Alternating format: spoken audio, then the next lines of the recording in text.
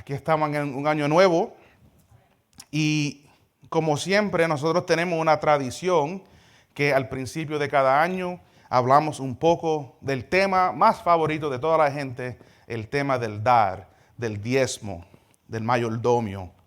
Pero la realidad es que esto ha sido una práctica que hemos tenido aquí como iglesia y vamos a continuar esta tradición porque creo que nos ayuda a poner enfoque en las cosas que Dios quiere para nosotros acerca de cómo nosotros manejamos todo lo que Él nos da para vivir. Así que le quiero dar como un preview, como se dice en inglés, de lo que viene en las próximas 4 semanas.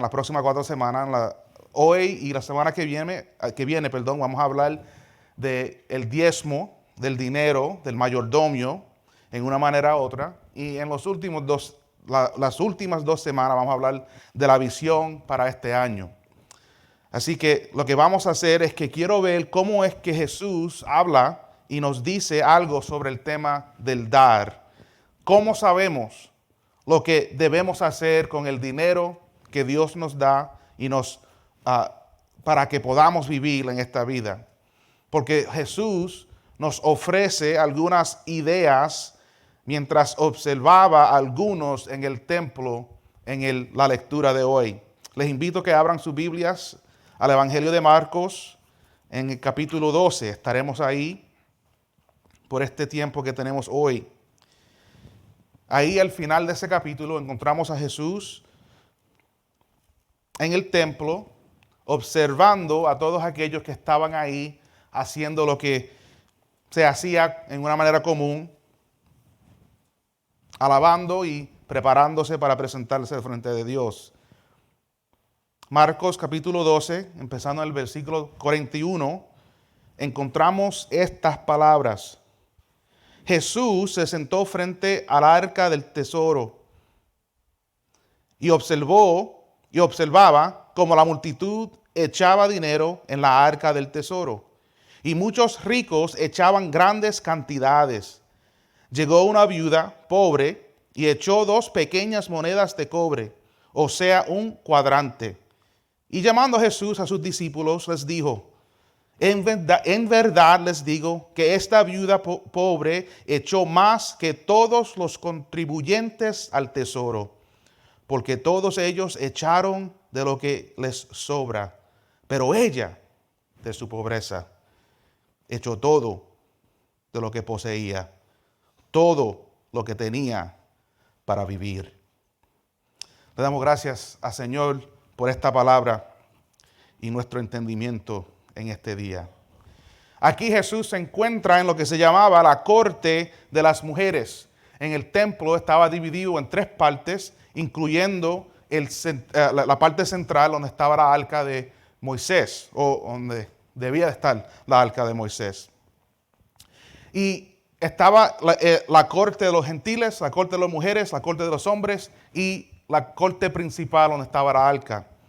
Y aquí se encontraba Jesús viendo lo que estaba pasando y nos dice que una viuda entró a esa corte y depositó un poco de dinero, 2 monedas de cobre. Las monedas que ella presentó representaban unos 15 a 30 minutos de trabajo. Cubrían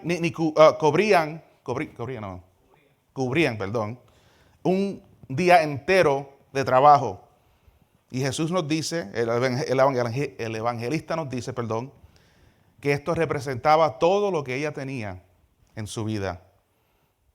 Lo que ella dio era la división más pequeña de todo el dinero disponible a todos aquellos que estaban allí en ese tiempo. Esta historia nos proporciona un contexto simple para entender mejor lo que Dios está buscando en nosotros. Y esto lo veremos en un momento. Nosotros hemos aprendido aquí en nuestra iglesia, gracias a Dios, que el diezmo no es una transacción financiera entre Dios y nosotros. El diezmo representa cómo nosotros podemos ver a dónde está nuestro deseo sobre el dinero. ¿Cuánto poder tiene este dinero sobre nosotros.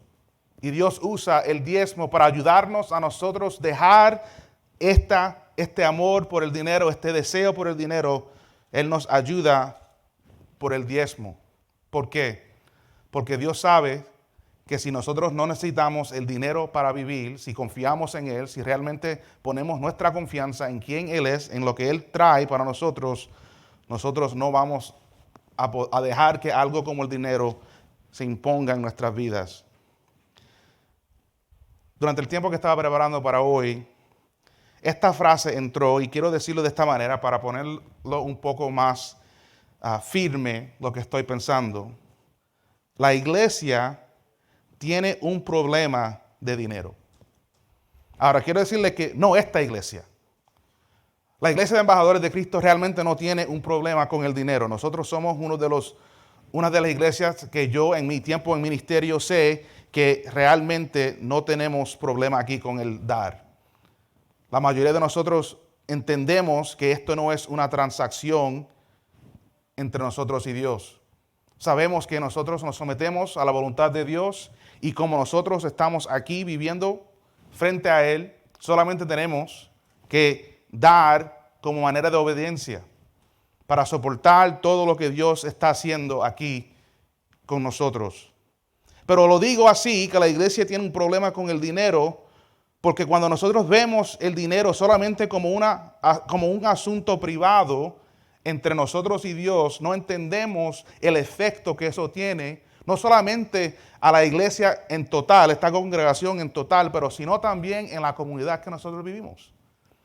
El dar no es solamente algo que me representa a mí. Yo soy una persona buena y quiero dar un poco de mi dinero, mis ingresos, las cosas que Dios me ha dado o me ha concedido. Aunque le damos honra a Dios, le damos crédito a Dios por habernos dado el dinero, realmente creemos que fueron nuestras fuerzas y nuestro esfuerzo que lo trajo a ver en nuestra vida. Perdón.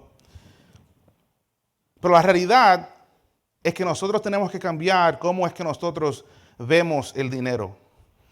Yo he estado por la mayoría de mi vida adulta, durante el tiempo que he trabajado, yo he sido un dador y he siempre dado mi diezmo. Uso la calculadora, saco lo que estoy buscando y siempre estoy tratando de dar más de lo que debo de dar. ¿Por qué? Porque yo sé, si yo no hago eso, no voy a dar lo que tengo que dar. Y voy a dejar que otras cosas que ocurren en mi vida que me distraigan de dar como debo de dar. Para mí es un asunto de mi corazón. Yo quiero asegurarme que no dejo que el dinero se ponga como una idolatría en mi vida. Porque si no lo sabemos, el dinero acelerará nuestra ruina o puede extender nuestro alcance. Si no lo sabemos, eso es lo que pasa.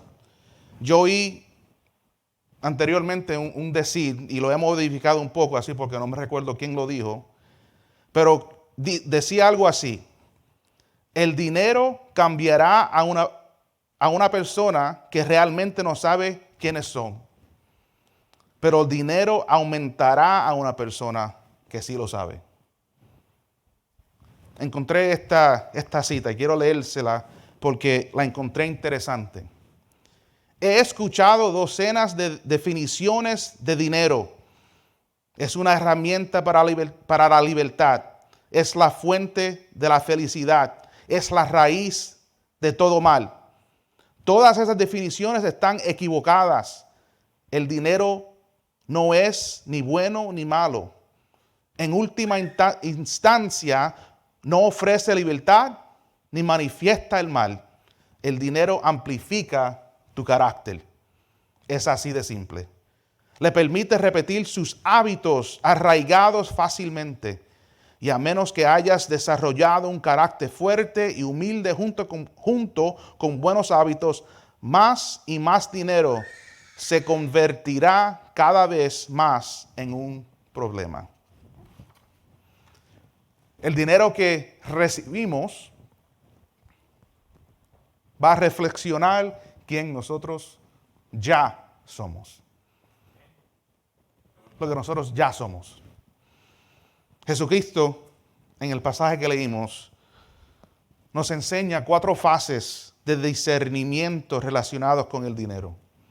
Y Él usa estas 4 fases para ayudarnos a nosotros a ver cómo es que nosotros debemos relacionarnos con los ingresos que nosotros recibimos en nuestras vidas.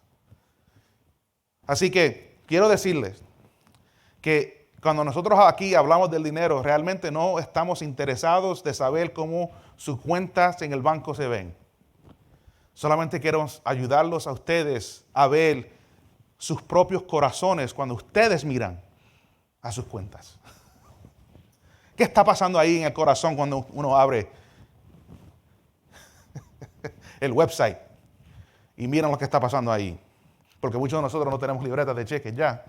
Solamente tenemos el app en nuestros teléfonos. 4 fases. Vamos a hablar de estas cosas. La primera fase que vemos aquí en el texto es que Jesús observa a la multitud. Jesús observa a la multitud. Jesús se sentó frente al arca del tesoro y observaba cómo la multitud echaba dinero en el arca del tesoro. Quiero empezar para decirles que Jesús siempre está mirando lo que estamos haciendo. Nada está fuera de su vista. Ahora, eso puede darle miedo a mucha gente, pero para mí me da un poco de confianza, porque eso quiere decir que Dios siempre sabe a dónde yo estoy. El GPS, el God Positioning System, no el globo como el del globo, el sistema de posición de Dios, Él ya sabe dónde yo estoy. Y eso me da un poco de ánimo.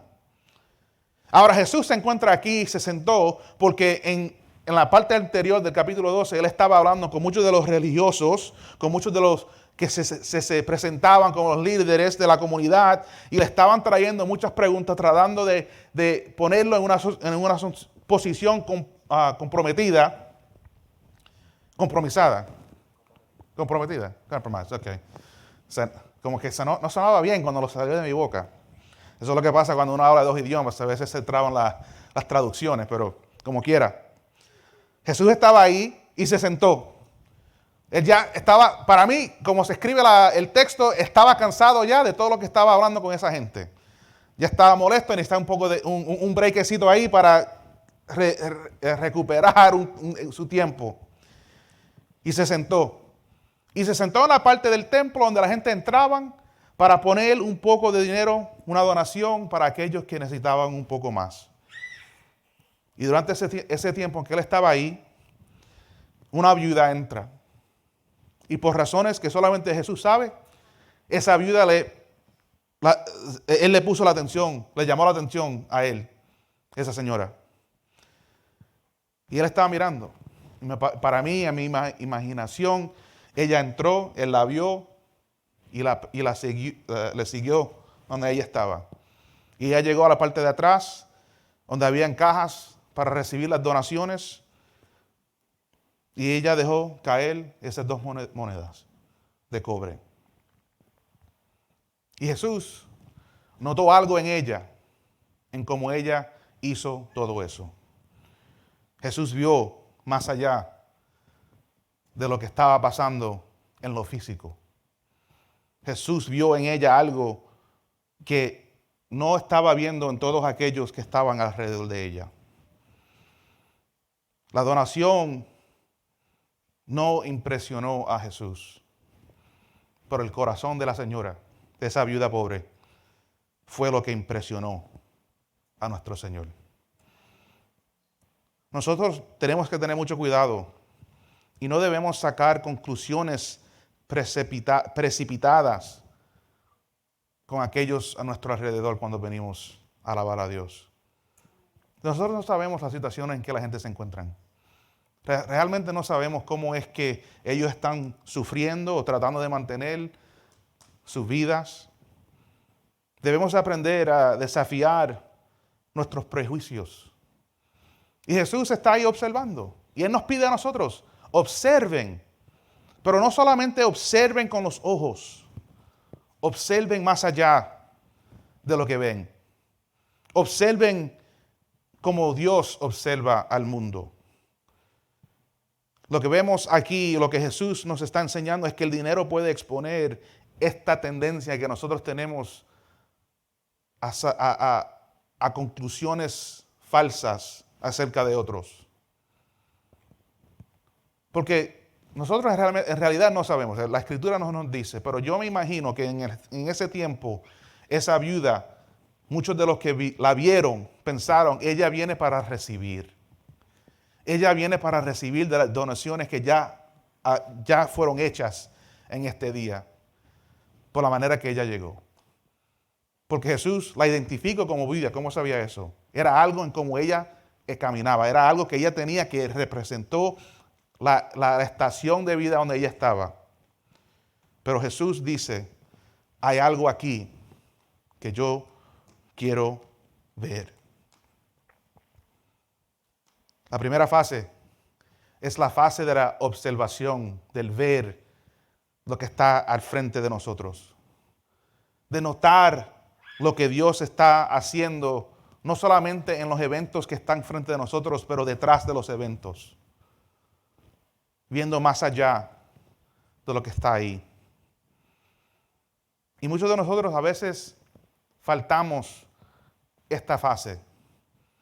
Dejamos de ver y empezamos a concluir. Dejamos de ver y empezamos con prejuicios. Dejamos de ver y empezamos a sacar conclusiones de quién esta persona es y sus motivos y dónde viene y su corazón y todo lo otro. Pero tenemos que tener cuidado. Y Jesús usa el dinero en este contexto para ayudarnos a ver esta tendencia que tenemos. Esa es la primera fase. La segunda fase toma nuestras observaciones y nos llega a una conclusión. Y no es que no debemos de sacar conclusiones de lo que vemos, es que debemos de sacar las conclusiones que son consistentes con el carácter de Dios. No con cómo el mundo quiere que nosotros veamos nuestro alrededor. En la segunda fase vemos esto. Verso 42 dice, llegó una viuda pobre y echó 2 pequeñas monedas de cobre, o sea, un cuadrante. Jesús aquí, es un poco difícil de ver, pero yo creo que Jesús identifica un corazón entregado. Un corazón entregado. ¿Cómo es que lo vemos? Porque Jesús, entre todo lo que estaba pasando, Él está observando a la multitud y se da cuenta de cómo dan la gente. Cómo dan.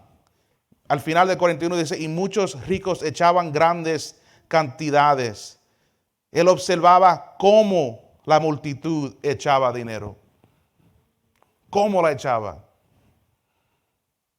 Y él está identificando las razones por las cuales esta gente estaba contribuyendo al tesoro.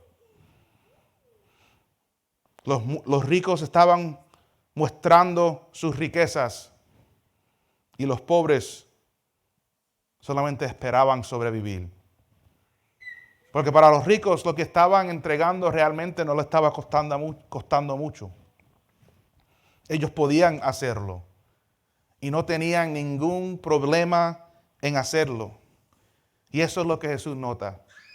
Ellos vienen y entran y echan el dinero. Ahora, muchos de los comentaristas dicen que la razón por la cual Jesús notaba cómo estaban echando es porque ellos, en vez de dar monedas más grandes, convirtieron esas monedas en monedas más pequeñas para que cuando echaban el dinero, el sonido de tantas monedas cayendo en la caja, todos los podían oír.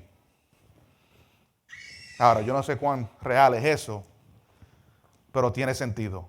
Porque Jesús en otros lugares le estaba diciendo a los fariseos y a los religiosos, ustedes oran para que todos los vean, ustedes se visten para que todos los vean. ¿Por qué no también cuando dan, lo hacen para que todos oigan cuánto están dando? Tiene sentido. Y ahí se encuentran. Y Jesús mira y oye lo que está pasando a su alrededor con todos los que están ahí. La realidad es que Jesús no está interesado en el dinero. Él no necesita nuestro dinero. A Él le pertenece todo lo que vemos. Él es el rey del universo. Él es el que creó todo. Por su hablar, por su voz, creó a todo lo que vemos. Nos creó a nosotros mismos. Así que Jesús no quiere, no necesita. A Él no le interesa el dinero, nuestros ingresos.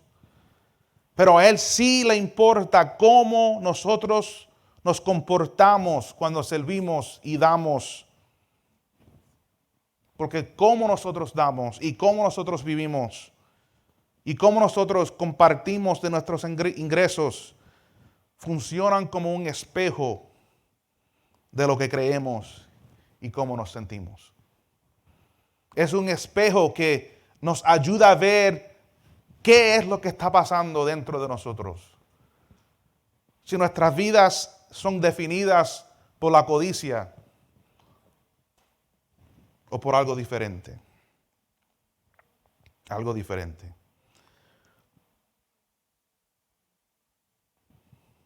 La realidad es que como el mundo cuantifica el valor, no es como Dios lo hace.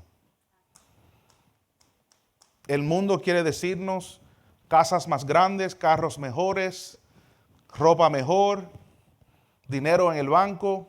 Esas son las cosas que valen. Eso es como nosotros sabemos qué tipo de persona tú eres, qué cualidad tú tienes como persona. Eso es como el mundo lo hace. Pero Dios no es así. Dios nunca ha sido así. Si se recuerdan cuando Samuel vino a ungir al nuevo rey de Israel, entró a la casa, vio a todos los hijos y dijo, ninguno de estos son. Él dijo, sí, el primero, el mayor, el más fuerte, el que tiene tanta belleza física, pero Dios dijo, no. Yo no estoy mirando a lo de afuera. Yo no estoy mirando lo que tú ves. Lo que yo veo, lo que estoy mirando está dentro de esa persona. Y el mayor, no tiene lo que yo necesito. Y después de 7 hijos, dijo, hay otro más. Porque Dios no quiere ninguno de estos. Y dijeron, bueno, hay otro más, el más pequeño, pero él está allá con las ovejas. En el campo. Bueno, yo no me voy, no voy a comer, no voy a hacer nada hasta que Él llegue. Porque Dios mira más allá de lo visible. Él ve al corazón. Y lo que eso quiere decir es que Él ve la verdad de quién nosotros somos.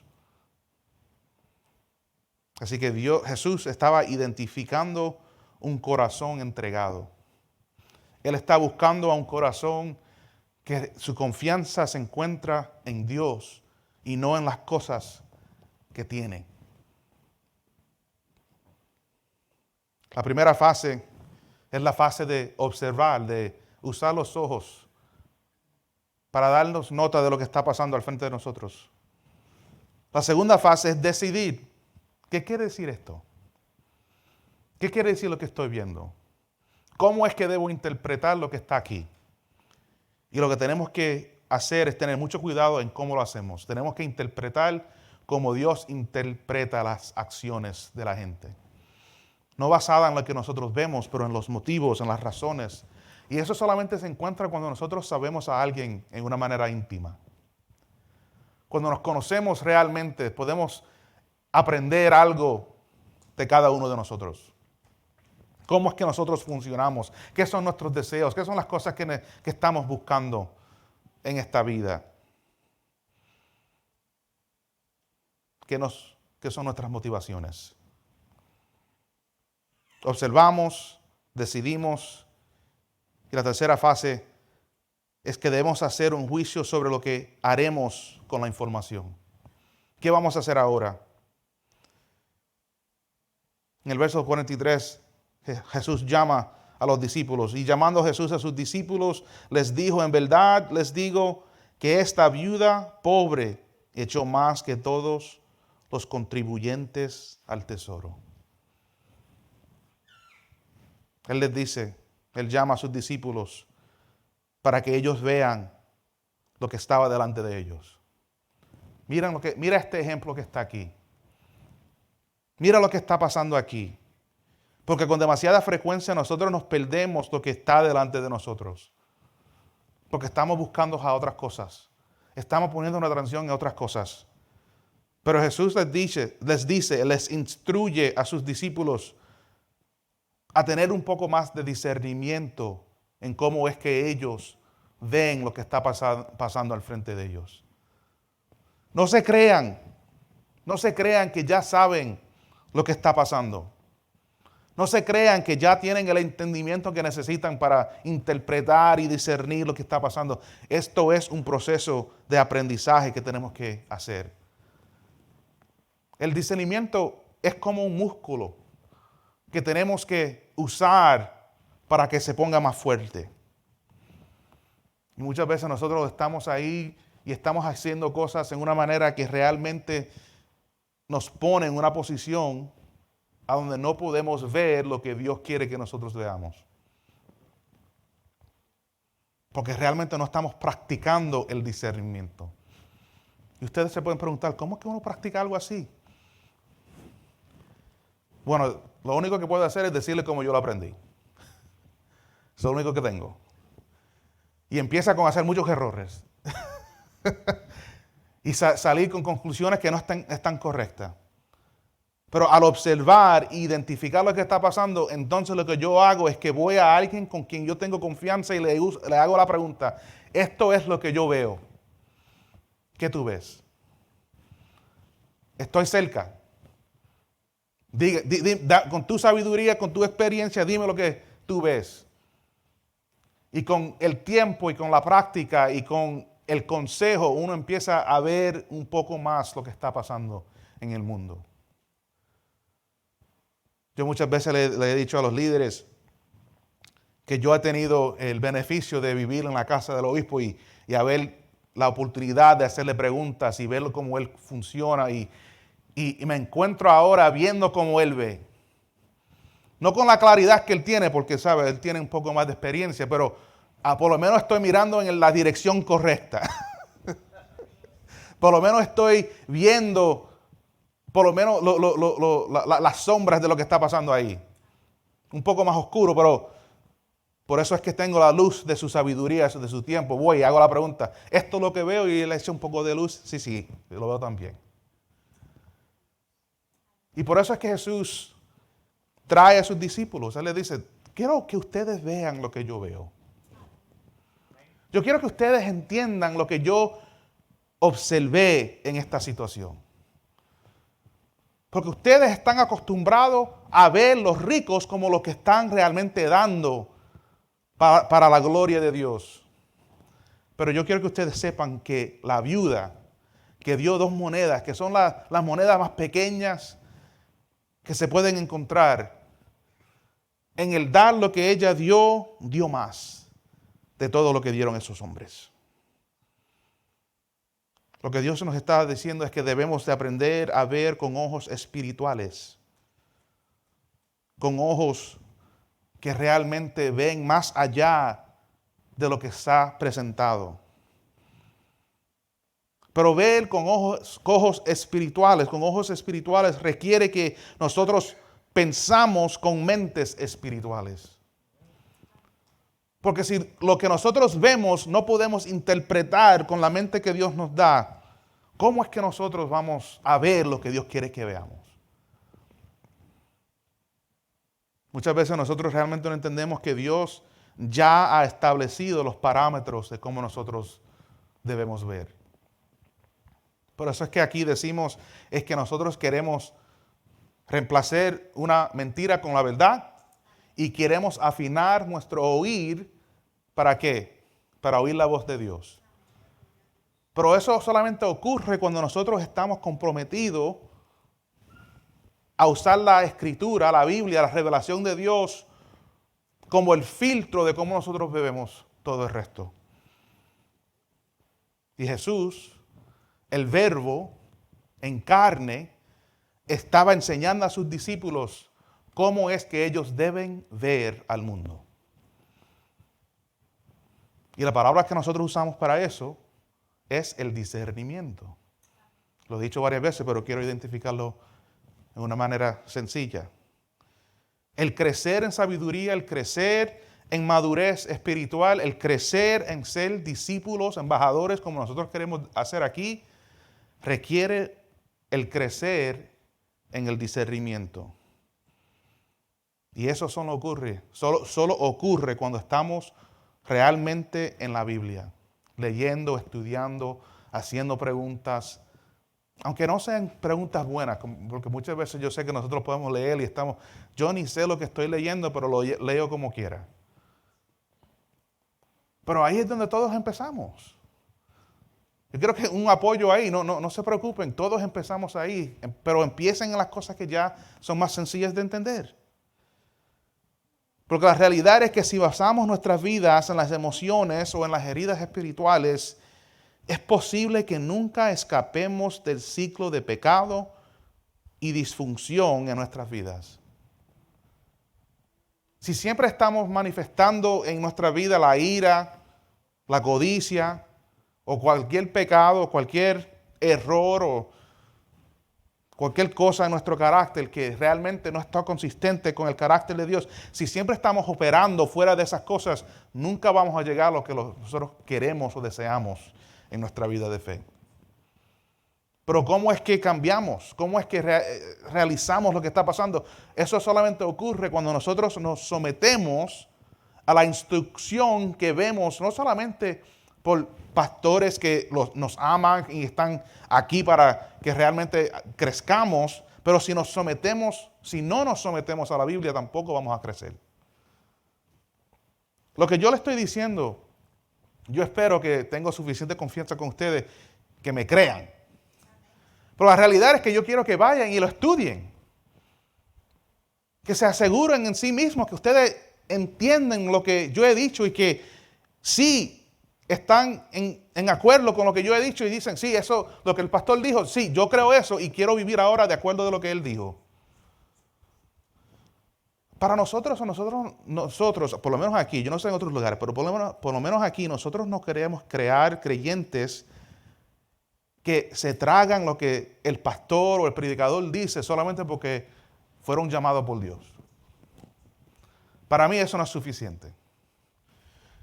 Pero si ya yo tengo confianza en la persona que está predicando, eso por lo menos se me hace un poco más fácil recibir lo que ellos dicen. Yo le he dicho a mucha gente cuando tengo conversaciones con mi papá, cuando él habla, yo realmente no tengo dudas. No tengo algo que realmente me pone en confusión. Y si hay algo que él dice que no entiendo, lo único que tengo que hacer es hacer la pregunta. No entiendo lo que dijiste y puede ser que fue de mi parte o de tu parte. Yo no lo entendí porque no sé lo que tú sabes, o yo no lo entendí porque como lo dijiste no tiene sentido para mí. Eso no quiere decir que fue una mentira o que fue alguna falta o un pecado o algo así. Fue solamente que yo en ese momento no estaba preparado para recibir lo que fue dado. Pero eso requiere una relación personal con la persona con la cual uno tiene esa conversación. Así que Jesús instruye a sus discípulos a crecer en su discernimiento usando el ejemplo de la viuda en este momento. Esa es fase número 3. Número 1, tenemos que prestar atención. Número 2, tenemos que pensar con claridad. Y número 3, tenemos que usar la sabiduría que está creciendo en nosotros por lo que estamos aprendiendo, observando y pensando. Pero la última fase que vemos aquí es que tenemos que comprometernos a la obediencia. No solamente tenemos que ver, no solamente tenemos que identificar, no solamente tenemos que ser instruidos, pero también tenemos que comprometernos a obedecer lo que Dios nos manda hacer. La cuarta fase que vemos aquí es que Jesús hace un contraste entre el dador y el confiador. Entre el dador y el confiador. como lo dice Jesús. En verdad les digo que esta viuda pobre echó más que todos los contribuyentes al tesoro, porque todos ellos echaron de lo que les sobra. Pero ella, de su pobreza, echó todo de lo que poseía, todo lo que tenía para vivir. Puede ser que esta viuda era uno de los que en tiempos anteriores había recibido del tesoro. Había recibido de las contribuciones. Pero en este día, ella vino y tomó todo lo que tenía y se lo dio por el bien de los demás. Y fue un gran costo para ella misma. Y eso es una diferencia entre aquellos que dan porque les sobra y aquellos que dan porque están confiando en Dios. Algunos dan porque pueden y otros dan porque deben de dar.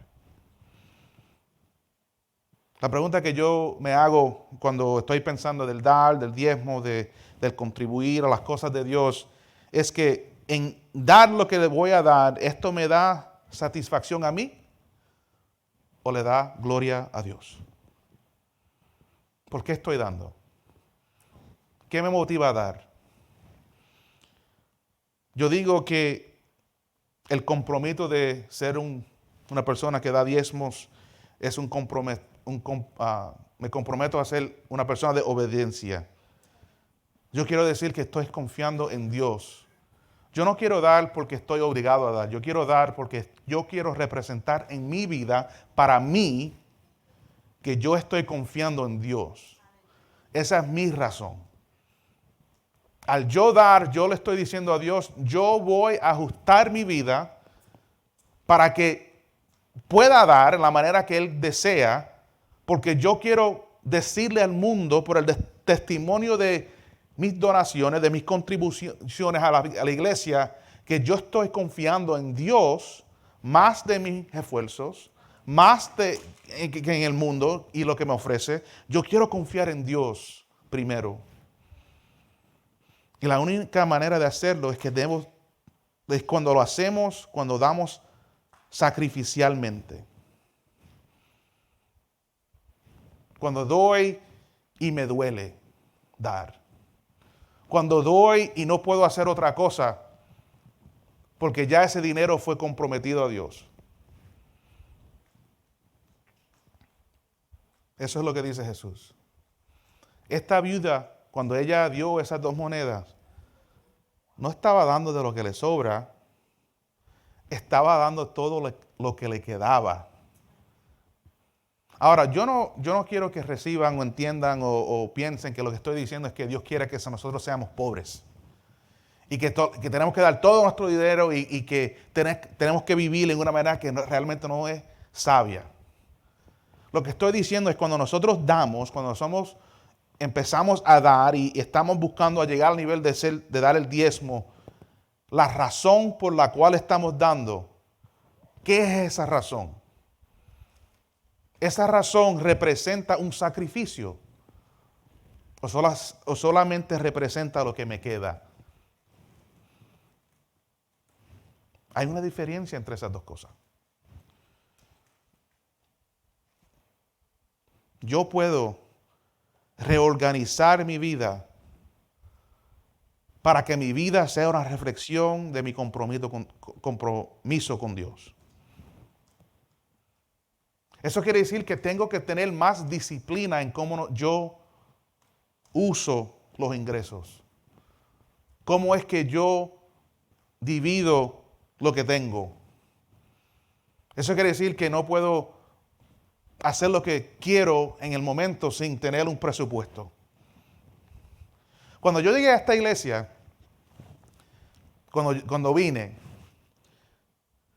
mis ingresos se dividieron por casi 20%. Y eso es con los ingresos de mi esposa. Así que como nosotros estábamos viviendo al venir aquí, nos costó mucho en poder venir.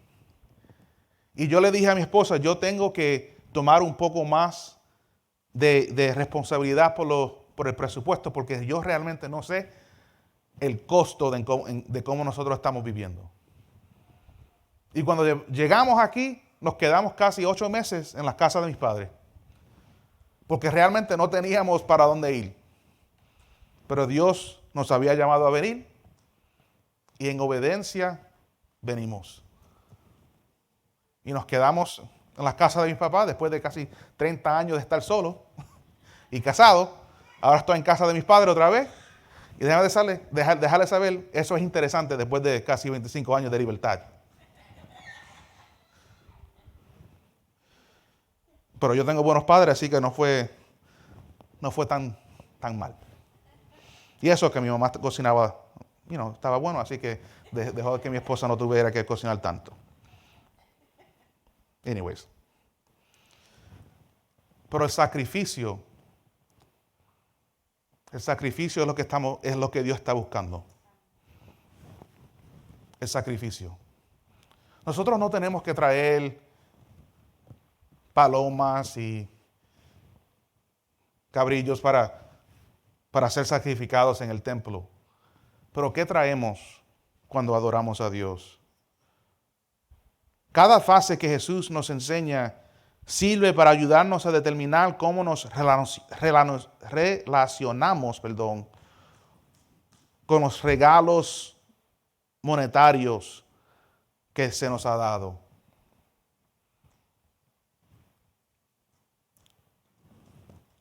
Hago la pregunta otra vez. ¿Qué nos cuesta dar? Solamente usted puede decir y puede hacer la respuesta a esa pregunta. ¿Qué les cuesta a ustedes?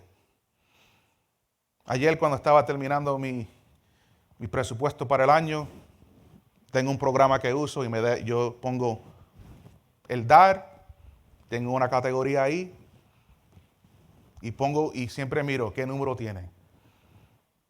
¿Qué es el porcentaje de que di este año?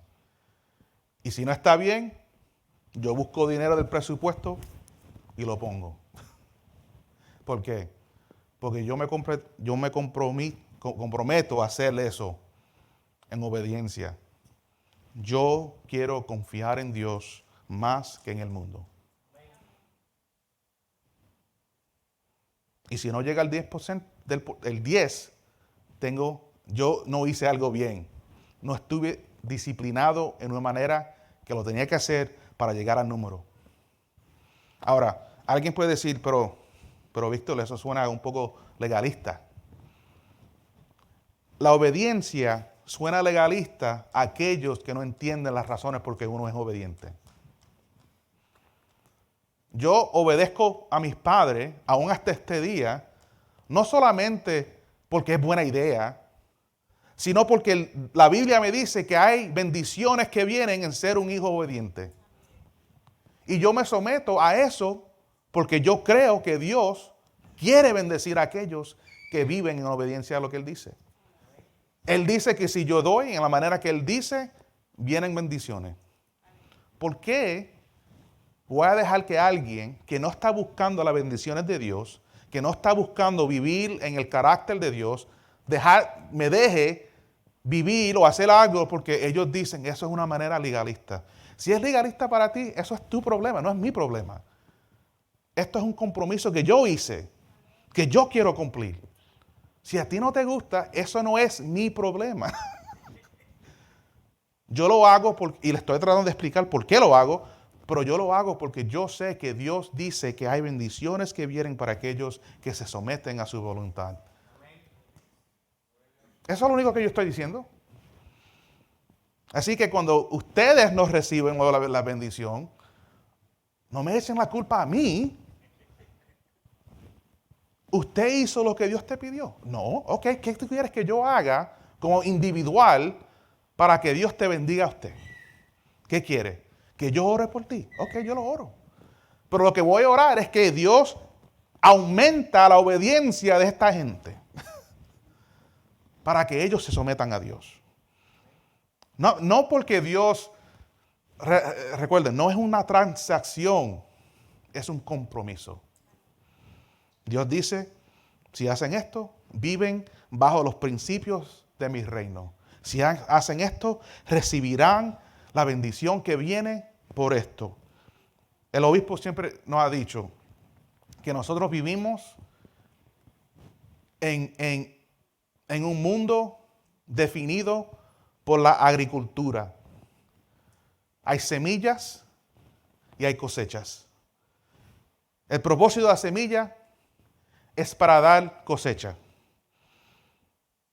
Así que, ¿qué es lo que estás poniendo en la tierra del reino? Pablo nos dice en 1 Corintios 9, del 11 al 14, lo pueden leer después. Él les dice, la semilla espiritual conduce a la cosecha material. Y también al revés. Es un principio que nosotros usamos en la interpretación. Por cada principio físico hay uno que corresponde en lo espiritual y al revés. Así que si yo pongo semilla en fe, confiando en Dios, en la tierra del reino, Dios dice que va a haber una cosecha para mí. Ahora, el problema es que muchos dicen que la cosecha, ellos empiezan a explicar qué es la cosecha. Déjame decirle, yo no sé cómo es que Dios va a bendecir cuando uno pone la semilla. Lo único que yo sé es que cuando pongo la semilla, Él va a dar fruto. Eso es lo único que yo puedo decir. El llamado de Dios a su pueblo es para nosotros cuidar de nuestra familia. Y si nosotros no damos el dinero físico como lo espiritual, no estamos haciendo lo que debemos de hacer. No estamos haciendo lo que debemos de hacer. Déjame terminar con esto. El dar es una reflexión de qué nosotros creemos acerca de Dios. ¿Qué creemos de Dios? Las estadísticas nos dicen que el 5% de los que van a la iglesia dan el diezmo. 5%. Y yo le hice la pregunta al obispo, ¿cuántos de los que vienen a embajadores tú crees son los que dan del diezmo? Ahora, el número que él me dio, no sé, es mucho, es grande. Pero por lo menos más de las 50% dan aquí el diezmo. Y por eso yo creo es que Dios ha bendecido esta iglesia. Porque nosotros nos hemos comprometido como iglesia a enseñar los principios de la Biblia acerca del dar y dejar que Dios opere en la vida de la gente. El dar no debe ser un tax, se me fue la palabra, tax. ¿Una what? Un impuesto, esa es la palabra que busco. El dar no es un impuesto de Dios. Es una promesa que Dios quiere cumplir para nosotros. Así que les doy un apoyo. Busquen en sus propios corazones las razones por las cuales ustedes dan. Y pídanles a Dios que los ayuden a dar con motivos como la viuda, para enseñar su confianza en Dios más que en lo que el mundo ofrece. Oremos. Señor, te pido en este momento que nos ayudes a realmente entender el ejemplo de esta viuda. Ayúdanos a usar las fases que Jesús enseñó y demuestra aquí para que sean una manera que nosotros podemos ver lo que tú estás haciendo en nosotros. Señor, te pido que aumente nuestro deseo de obedecer en esta área de nuestras vidas. Ayúdanos a someternos a tu voluntad en el dar y en el dar el diezmo.